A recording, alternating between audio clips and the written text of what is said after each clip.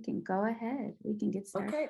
Good morning. Good morning, and welcome to the 9th Annual MAC Achievement Conference.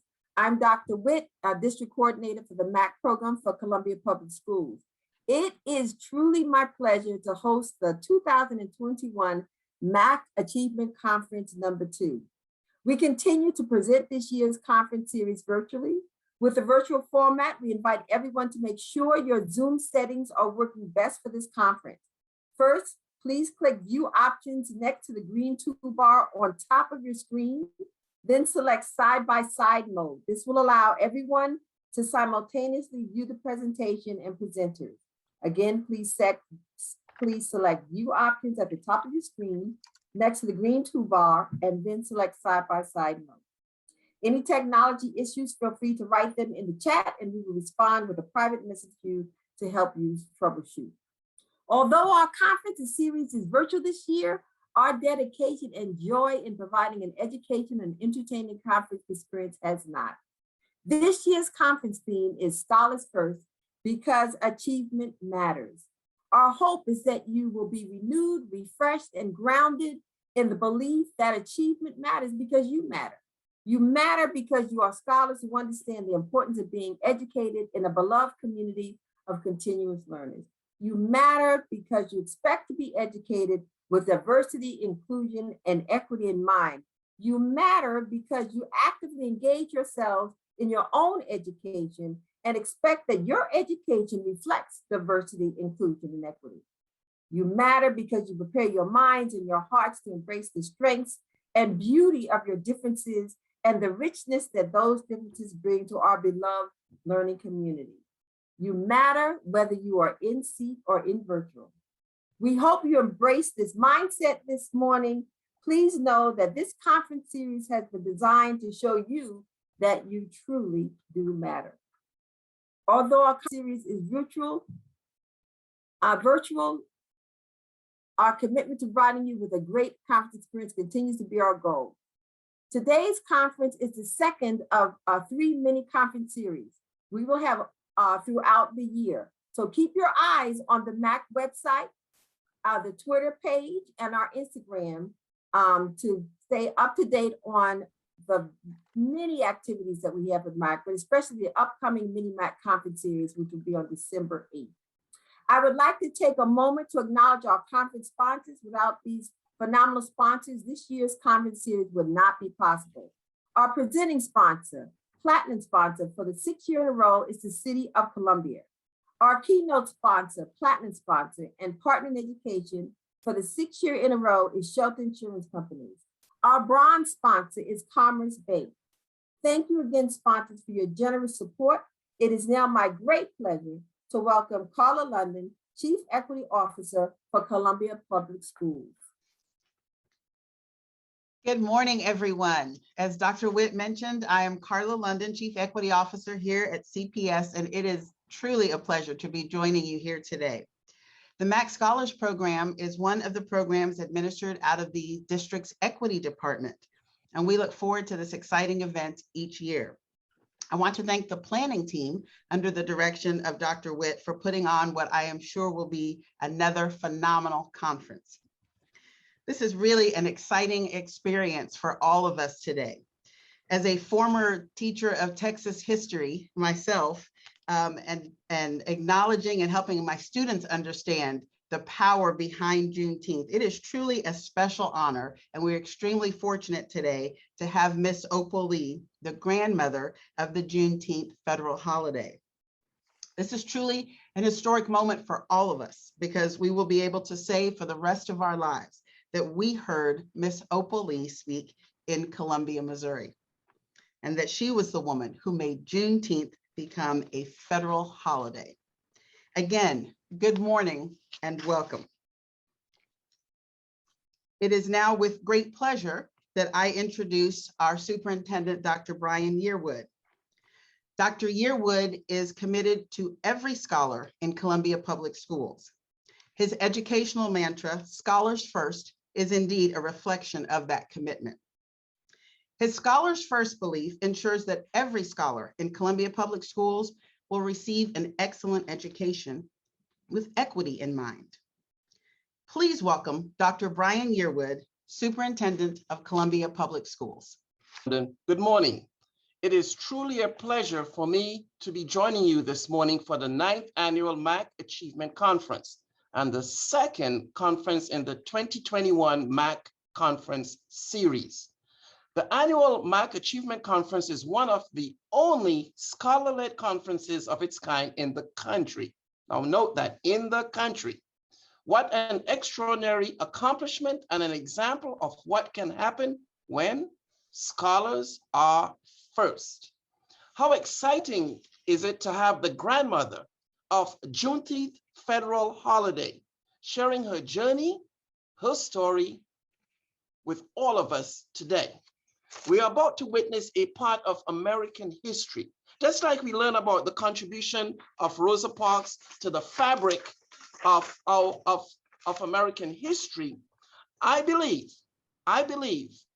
Opal Lee will be included as a part of that fabric as well. Thank you for sharing this time with us today. Welcome, welcome, welcome. Enjoy this powerful conference. Thank you. It is a pleasure to introduce Isaiah Spencer Williams. Isaiah is a spoken word artist and engineering student born and raised in Pittsburgh, Pennsylvania. Isaiah began his writing journey in his early teenage years and developed his spoken word talent through his collegiate years. His writing focuses on a wide variety of topics, including engineering and science, different facets of the Black experience, mental health, and community development and growth.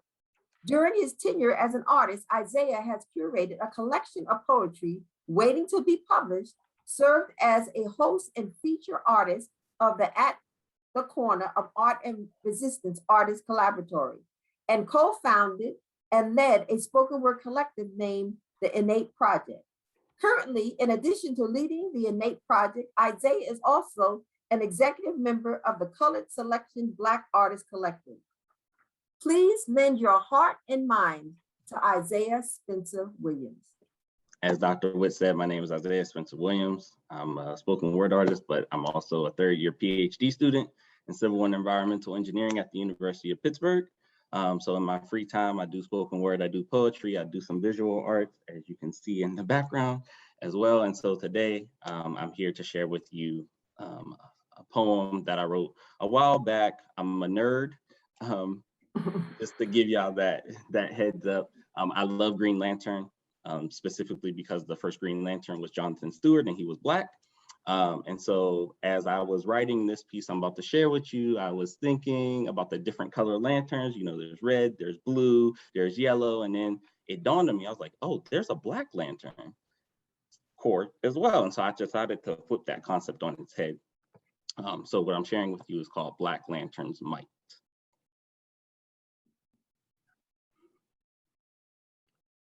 Crystal clear nights and champagne colored lights that twinkle amidst souls so bright, combating deepest darkness, bringing joy and delight and destroying fear's might. Black Lantern, unleash your light. Let the world see the undertow, your fright, the anxious thoughts that you hold at night. For true strength comes not in sinestro spite, but in your ability to move through plight and in your ability to withstand a fight. Black Lantern, unleash your light, no matter the circumstance. Be it a hatred or denial of rights, stay steadfast, determined, let your flames ignite. And if you should be discouraged, do not tuck tail and hide. Remember the trials placed in your ancestors' lives, for their pain and their strife and their triumph was not for you to give up and die. Black Lantern, unleash your light. For Rosa was determined and Tubman was sly. Angelou recites truth. Or you surprised words like ain't I a woman from her lips fly, inspired by the likes of King, X, and Baldwin. Oh my, not to mention Bridges, Wells, and Dubois too. All and many others let their light shine through. And when times got rough, they put on their rings and held tight. Black Lantern, unleash your light. So if you're not convinced yet, here's your official invite to join the Black Lantern Corps, to join in our fight. And when you're ready, stand to your feet and please put on your rings and recite. For when the hardest times are placed in our lives, the enemy prays, waiting for our demise, but by our hearts and by our cries, our Black power shall continue to rise. Thank y'all. That's a little bit encouraging. You know, students, y'all are the future. Y'all are the next Black Lanterns. Y'all are the next up. So when things get rough, remember this. Remember that you have a light to share with the world, and we need to see it. So don't dim your light for anybody or any circumstance or anything. Appreciate the opportunity. Appreciate y'all for listening. Okay, thank you, Isaiah. Thank you so much. So at this time,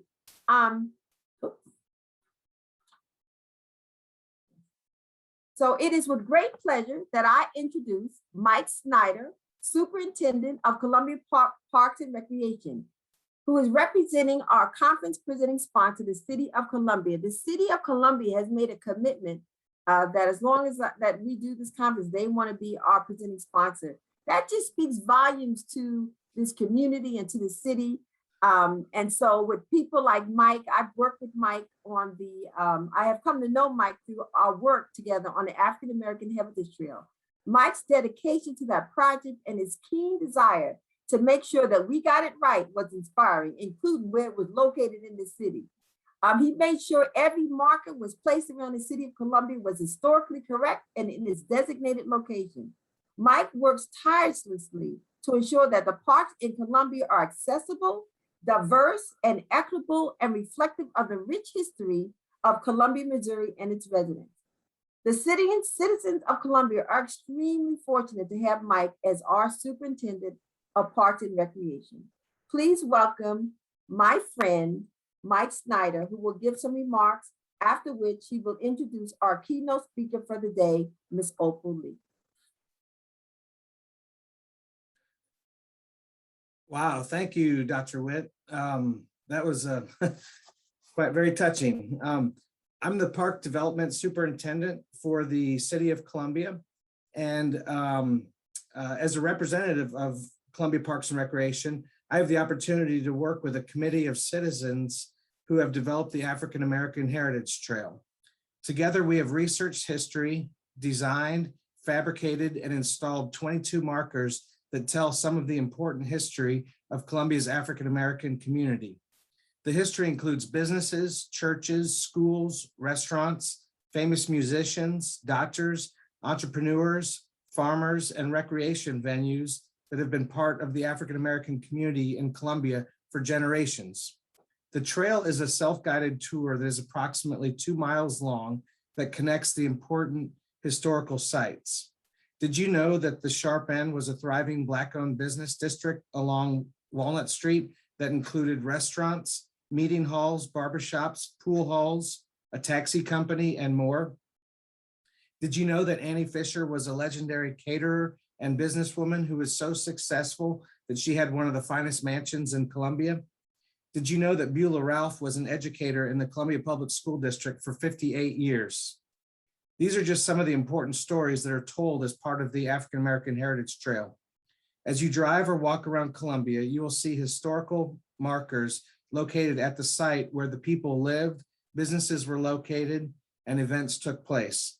Self-guided brochures are available at the Convention and Visitors Bureau, park offices, and at the Blind Boon Home, among other places.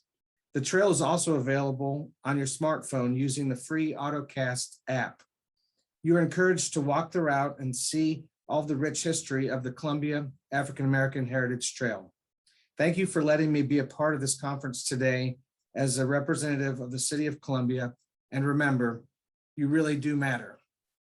And now it's my pleasure to introduce Opal Lee, Miss Opal Lee.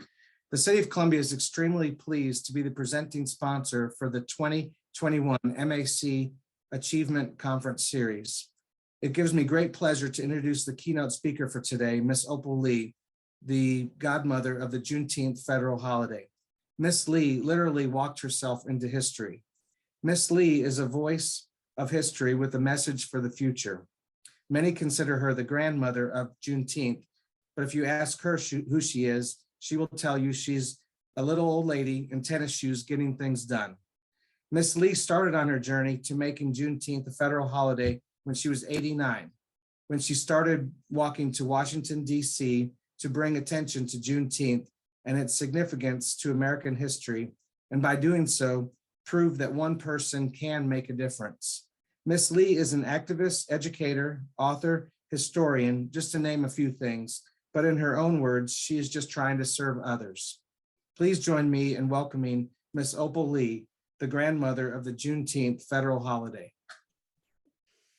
Good morning, young people. And you're all young people if you're not 95. I'm delighted that you've asked me to pass on some things that probably have happened in my life. And I hope I'm not too long and too boring, but here goes. I was born in Marshall, Texas. That's about 30 miles from Shreveport, Louisiana. And it was an ideal situation. I say ideal because I lived in a community where we never even saw white people. Well, there was the L.B. Price man who came in his car and sold us clothing, and he sold us pots and pans and things of that nature. And the only others that I saw were the Morantos. I didn't even know they were white. They had the grocery store where we all bought groceries. I guess the Depression started, and my father left Marshall, coming to Fort Worth, and he was going to send for his family, but he never got around to it. So my mother sold all the possessions we had. And if we came up to Fort Worth on a Saturday, she was working in somebody's kitchen on Sunday. We ended up with a family from Marshall, the mother, father, and 2 children, who allowed my mother and 3 children to live with them until we could get the lay of the land. And my father showed up. And if we stayed on the west side of town for about 6 weeks, and I attended Cooper Street School that they named Amanda F. McCoy for the first woman principal, then in 6 weeks, we moved to the south side. And I attended Gwynn School. My parents worked untiringly. My mother had a fall on a city bus and she was compensated, and she took that money, paid down on a house at the corner of Annie and New York Street. And the newspaper says on the 19th day of June, 500 people gathered, and the police were there, but they couldn't control the mob. Those people didn't want us there. Our parents sent us to friends several blocks away, and they left under cover of darkness. The people dragged out the furniture and burned it. They did despicable things. My parents never, ever discussed it with us, never. But they worked and worked and worked and bought another home. Now that's where I was when I finished high school at 16 from Terrell High. My mother had planned to send me back to Wiley College. It's now Wiley University in Marshall. But I got married. Oh, she was so disappointed. She wouldn't even go to the wedding. And it took me 4 years and 4 babies to realize I was going to have to raise the husband too, because he hadn't matured. So I had nerve enough to go home to my mother with 4 children and say, I'm ready to go to college now. And she said to me, I've got no money to send you to nobody's college. She also said, I'll keep your children. And I took off raising the money to go to college. I don't even know how many jobs I had. And when I earned that money, guess what I did? I spent it. I bought the children a television so my mom wouldn't have to run all over the neighborhood looking for them.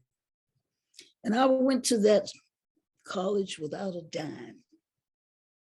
Mind you, I didn't quit that job in Fort Worth because I didn't know what was going to happen. They put me to work in the college bookstore.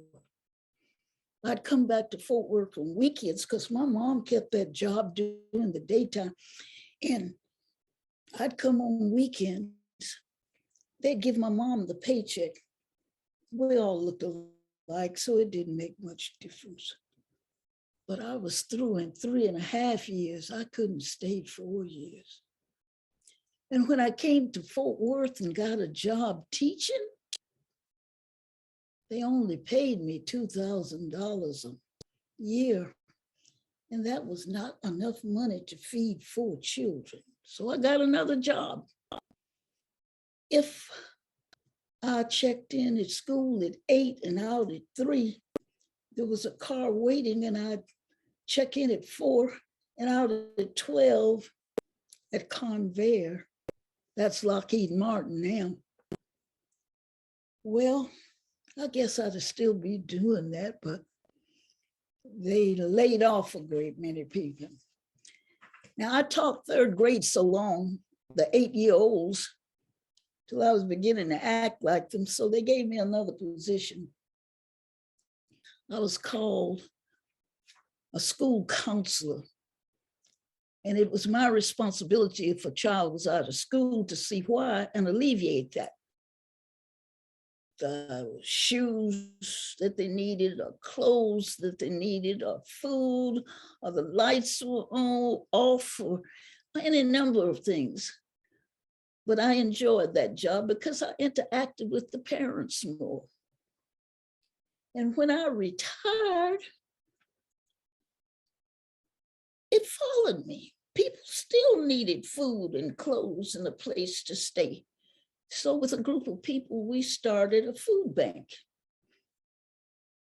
It burned. And so there was this huge building behind my house that was up for sale for $1.3 million. And I asked, and they leased it to us for $4,000 a month. I nearly had a hemorrhage. Where are we going to get $4,000? But we paid it for 11 months. And the month we didn't have the money, the owners came to us and said, seems like you're doing a good job here. You're serving some 500 families a day. We're going to give it to you. And they gave us that $1.3 million building. It's still in operation. And I polled people standing in line and found out if any of them were interested in farming. And 66 said they were. We concentrated on the people who had been incarcerated and couldn't find jobs. And we have a program that pays them to farm. Now, some people think you throw down some seeds. Farming gets a bit complicated. And so the program pays them to farm. And when they've finished the course, they get certified and they can go other places and teach people about farming. With the pandemic, they're having to learn how to grow food in their own backyards and on the vacant lots. Well, I'm here to tell you that I just felt like when I was about 89 that I hadn't really accomplished much. And so I gathered my pastor and a school board member and a county commissioner and the musicians from the church, and they gave me a send-off because I decided if I walked 2.5 miles to symbolize that the enslaved didn't know they were free for 2.5 years after the emancipation, that somebody would take notice. And they did. I walked from Fort Worth to Arlington to Grand Prairie to Dallas to Box Springs to Joppa when my team said, "You'll not be doing it like this because someone had promised us an RV so that I would be able to rest." But they reneged. They decided what I was doing was too political. So I was told that I would only go where I was invited and where they had Juneteenth celebrations. I was invited all over these United States. I mean, Shreveport and Texarkana, Little Rock, Denver, Colorado, Colorado Springs. I was invited to Chicago and Atlanta and down in the Carolinas. I was invited all over. Well, if I left Fort Worth on September 2016, I actually got to Washington, D.C. January 2017. Now, we had asked President Obama to walk with us from the Frederick Douglass House to the Capitol, but he was in Chicago. I didn't get what I wanted, but I didn't give up. We started a petition and we garnered 1,500,000 signatures, and we took them to Congress. And we were planning to take another 1,500,000 signatures when the president called my granddaughter Dion, who does the scheduling, and said that we would do in the White House the next day. Can you believe it? I got to go to the White House to meet the President of the United States and watch him sign Juneteenth into law. Oh, I was elated. I was humbled. I wanted to do a holy dance. Well, the kids said the last holy dance I did was a twerkle, whatever that is. I felt like there's still other things that need to be done. You know, when the enslaved were freed, there were 12 freedoms that they gained. They gained the right to name themselves. They gained the right to keep their children and not have them sold away from them. They gained the ability to read and write, to be a part of the voting and the legislature. They gained the ability to wear clothing that they like. And if you know Black people, they love to dress. They dress to the nines. So there's so much more that needs to be done. And I'm asking each of you to make yourself a committee of one. You know somebody who's not on the same page you are on. So change their minds. You know, it's not going to take a day or so. You're going to have to work at it. But it's our responsibility to get people on the same page. And can you not think of 1,500,000 people plus another 1,500,000 people, we can turn this country around and make it a model for the rest of the world. I hope that's something that you can use in your life. I hope, young people, that you understand if there are obstacles in your way, you just sort of kick them aside or step over them or give them an opportunity to move out of your way, but don't give up. If you have a dream, stick with it through hell or high water. That's what I did, and I want you to do the same. And thank you for letting me speak to you. You're never too old to try to do good. Tonight, we want to introduce you to Opal Lee, the 93-year-old activist and lifelong Texan who has campaigned to make June 19th a national holiday for years. If you tell her that you have a need, she's going to meet it. And she's going to go to anybody that she can think of that can meet that need. But she figures out how to do it and she stays with it until she gets it done. If we were to document all those differences, all those times that she's made a difference, we would run out of paper with Opal Lee. She really is what a tapestry of community work looks like at 94. She's a trailblazer and she has this sense of you keep going no matter what. What heroism is someone that goes over and above, all right, the call of duty to do something for someone else. I'm Opal Lee. I've had these passions. The community food bank. Opal's Farm. United Riverside. And one of them is Juneteenth. She got here in 1939. They were able to buy the house on Annie Street. It was a white area of town. They were at home and the mob came on June 19th to put them out of their house.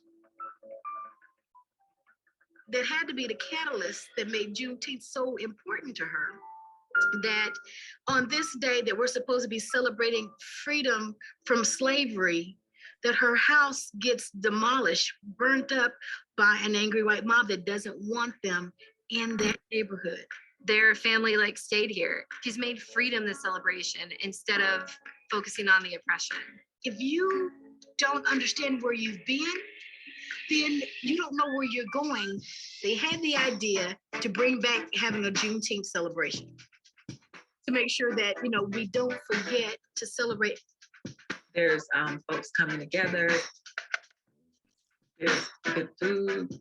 There were fireworks in the streets. She's been doing Juneteenth for over 45 years. As a kid, felt like to me, it was about the celebration. And as an adult, it's more about what I learned about Juneteenth through celebrating Juneteenth. Juneteenth is more than a Texas thing. Juneteenth needs to be celebrated across the country.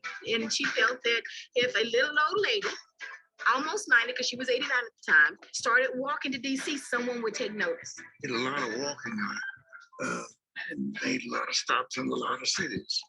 We created a petition for Juneteenth to be a national holiday on change.org. Social media and all the social media platforms, word gets out. She's building for people and with people. You can't stop that. You can't stop love. You know what I mean? And why would you want to? Lupita from Black Panther, Usher, Bernie Sanders, Danny Glover, Nico Brim. P. Diddy wants to talk to Miss Opal. I'm so proud of you. I'm proud of you, Mama. I am moved, probably as many people are, by her strength. But I think I'm more moved by her humanity. She'll tell you, none of us are free until we're all free, and we're not free yet. This is our town and we live here, then what are we going to make a stand for? What are we going to improve? How are we going to help people? You can do something right now in your own community and impact one life, one stomach, one education. Opal's a legend, period, in our community, and the world's better off because of her, Fort Worth especially. And I'm hoping people if they don't learn anything else about me, will know to help somebody else. I just hope that that will happen.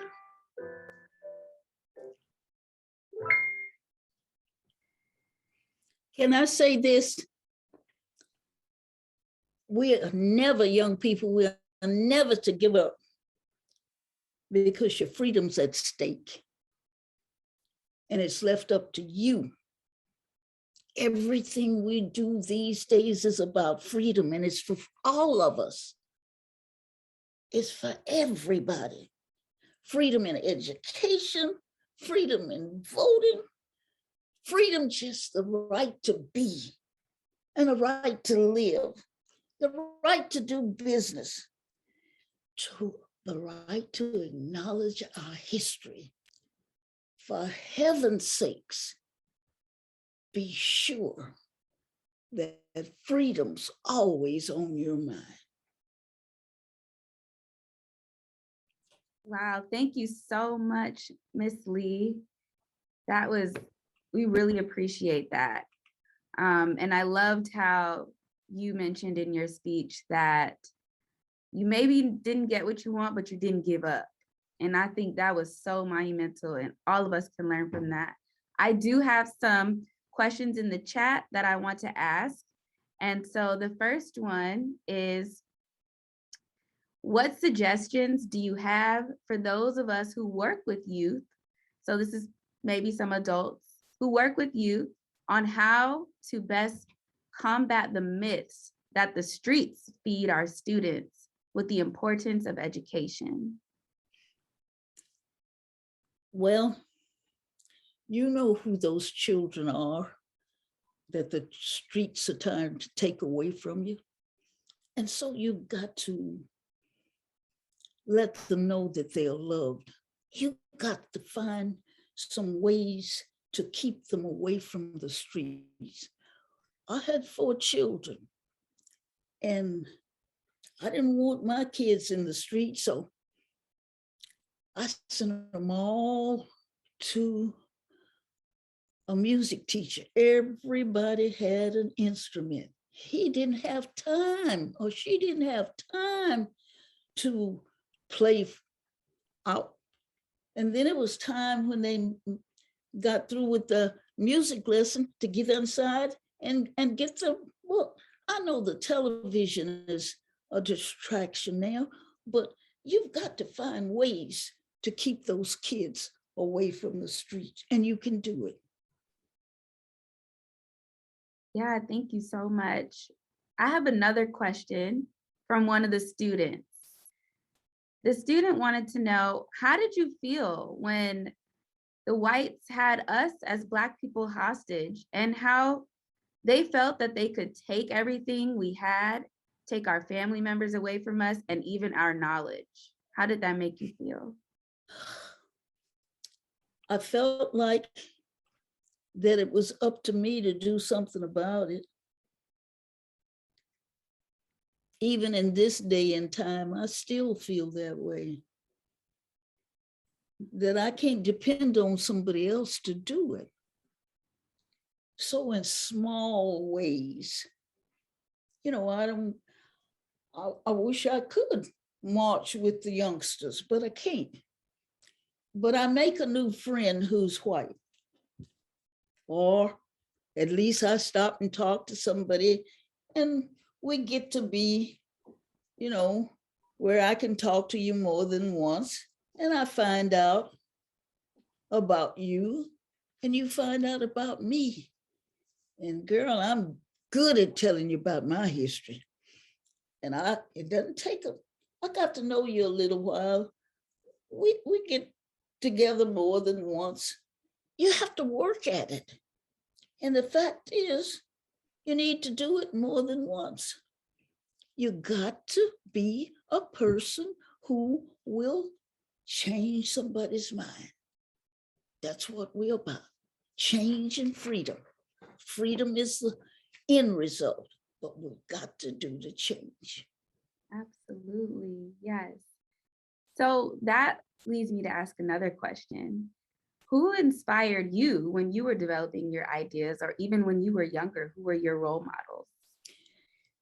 I'd have to go back to my grandparents. My mother was one of 19 brothers and sisters. My grandma had 3 sets of twins, and they came from Cotton Valley, Louisiana to Texarkana, where my grandpa had acquired 40 acres of land. And he had 40 acres in Ben Lomond, Arkansas. But my grandpa was, I don't know if he was 5, he was 5 foot on a horse, his little legs stuck out on a stallion, but he was a powerhouse in his community. And anything my grandfather started, he finished it. And the people came from all over. He was the Reverend Z for Zachary Broadus. And I tell you, if Grandpa said it was true, as the old folks say, you could look under the hen's wings and you could find it there. You know, I'm telling you.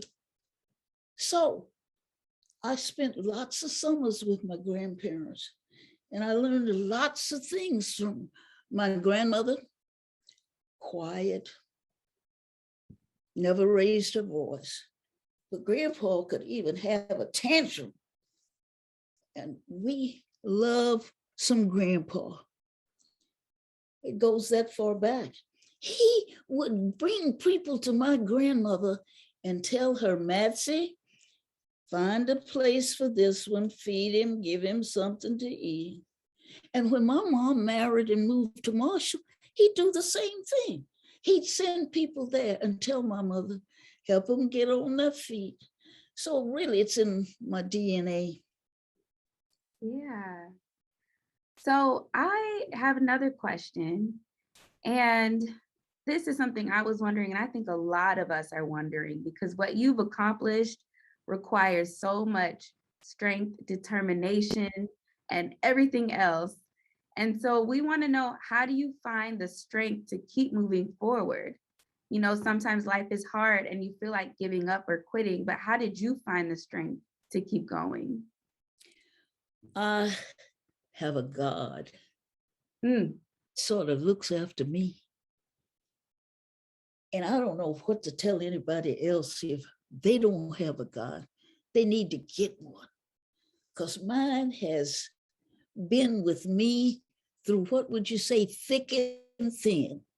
All the mistakes I made, and I want you to know I made some dillies.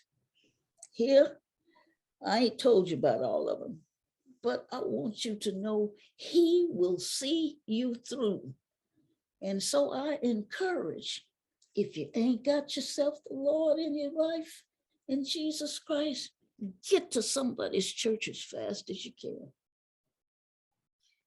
Absolutely. Yes, I think spiritual strength is definitely a driving force, especially within the Black community. So I appreciate you acknowledging that, especially for our young folks. So we have like 2 or 3 more questions and then we'll wrap up. Here's a question from one of the younger students. And this question says, how does it feel knowing that the younger generation is finding more and more African American history that wasn't taught to us in schools or taught to our parents in schools? I want you to keep going to the library. I want you, hey, I wrote a book called Juneteenth for Children. So see that your teachers get the little book, and even your parents will find some stuff about it. But everything you can possibly read and get your hands on about your history, because it means freedom. And you are the people, you young people are the ones to carry this through. You get us the freedom we have to have. So I don't know anything else to say, but it's your responsibility. Absolutely, absolutely. So how about, are you able to tell us about a time or a situation where there were some powers that be that kind of held your movement down or tried to silence you? I guess I was a lucky one. Maybe I would think back. I was positively too busy to think that people were trying to hold me back. I just didn't pay any attention to them. I'm sorry to say. I knew that things were different for us. You'd go to maybe the clothing stores, you couldn't try on clothes, you know. You had to stand back.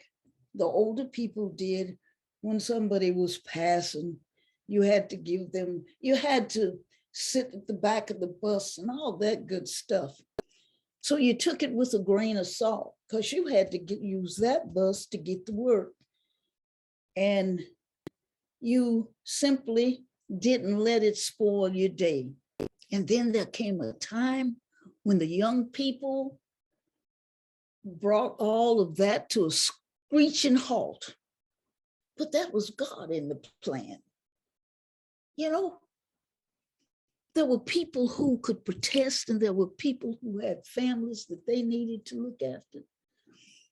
So I'm saying to them, everybody's not going to get on the streets, but you need to know that those folk have their way of getting us to our goal, and freedom is our goal.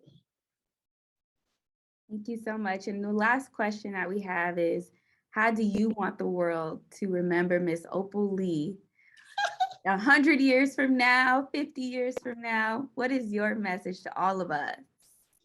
I want them to remember this little old lady in tennis shoes, getting in everybody else's business and having a damn good time doing it. That's why I want them to remember me. I love it. Thank you so much, Miss Opal Lee. I just want you to know that our students have really thoroughly enjoyed it. I've been monitoring the chat and I see so many positive responses. That you are a monument to us, the younger generation, the older generation. You have moved mountains. I gotta say this, you must tell Isaiah that I need his phone number or his something because I've written a rap and I want him to hear it.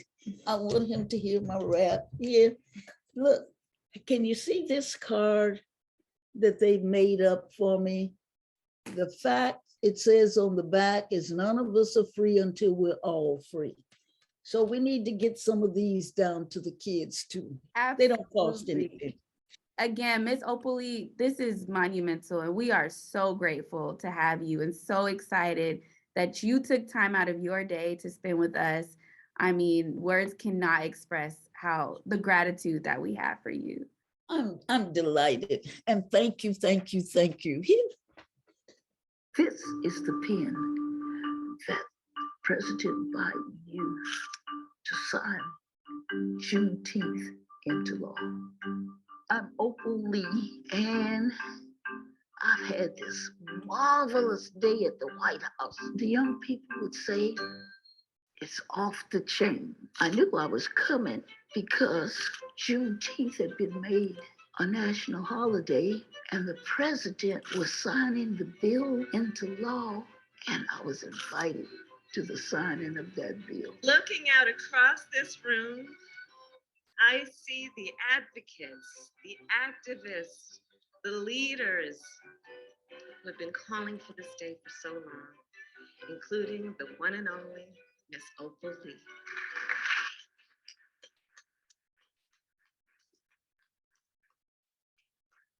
Over the course of decades, she's made it her mission to see that this day came. She's walked for miles and miles, literally and figuratively, to bring attention to Juneteenth, to make this day possible. You cannot imagine how joyful, how humble, how magnificent the whole thing has been. There may be some of you who don't know what Juneteenth is. The enslaved in Texas were told they were free for 2.5 years after the Emancipation Proclamation freed them. They'd watch in their churches and they'd pray for freedom to come. And it finally did when General Gordon Granger and 7,000 colored troops from New Jersey and New York made their way to Galveston, Texas. And he read General Order Number 3 that said all slaves are free. When those people came in from their labor and somebody read that to them, we started celebrating, and we've been celebrating ever since. Juneteenth is not a Texas thing. It's not a Black thing. We're talking about freedom for everyone.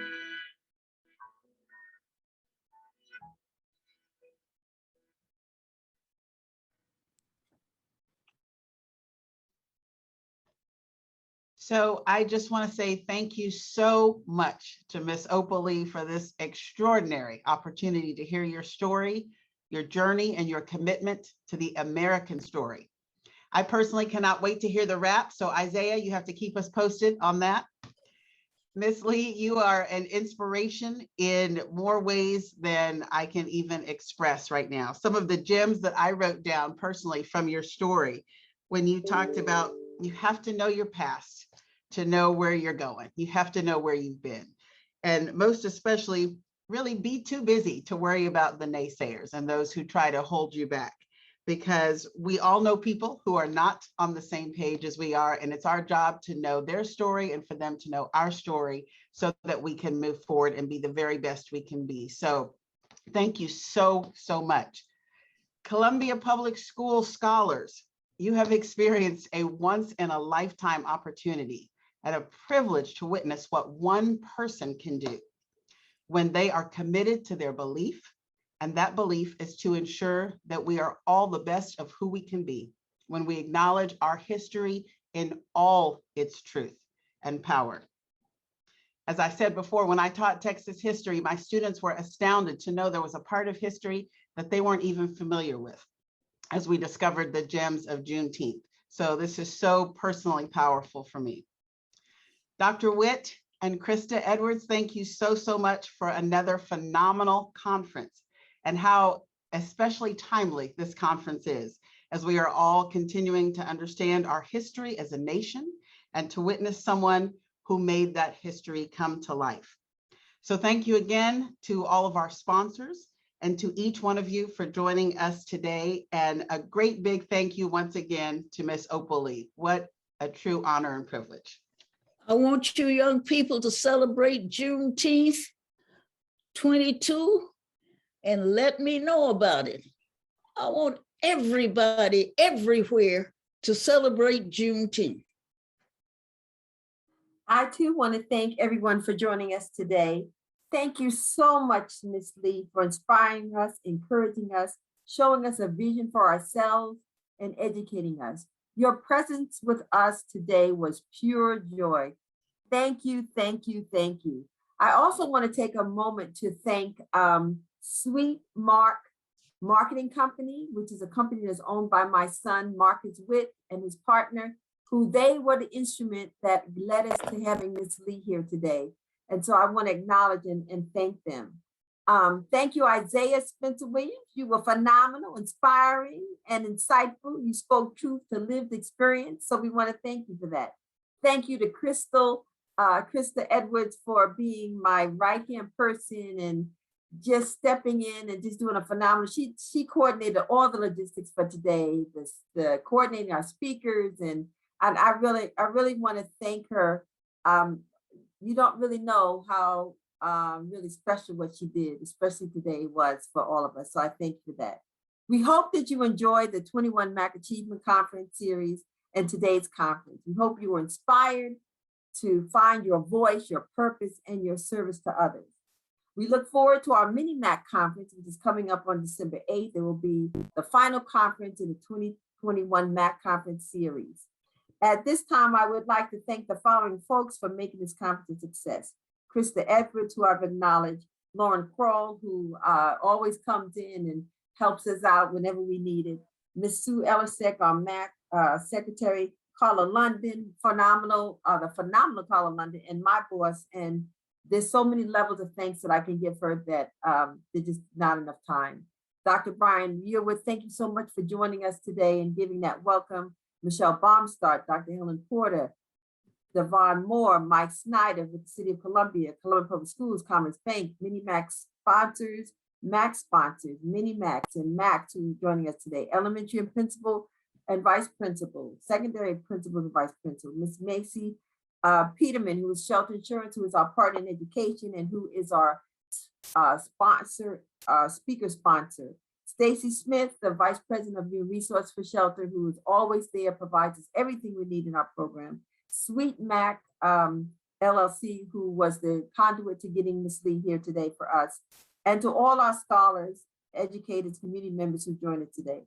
After the conference, you will receive a link to a brief survey. This survey will ask for your opinion about today's conference. Please take a moment to complete it. Your opinions really help to us to plan future conferences and ensure they are meaningful and enjoyable. Please take a picture of the QR code that should come up on the screen after I finish. Take a picture of that and you can do the survey there.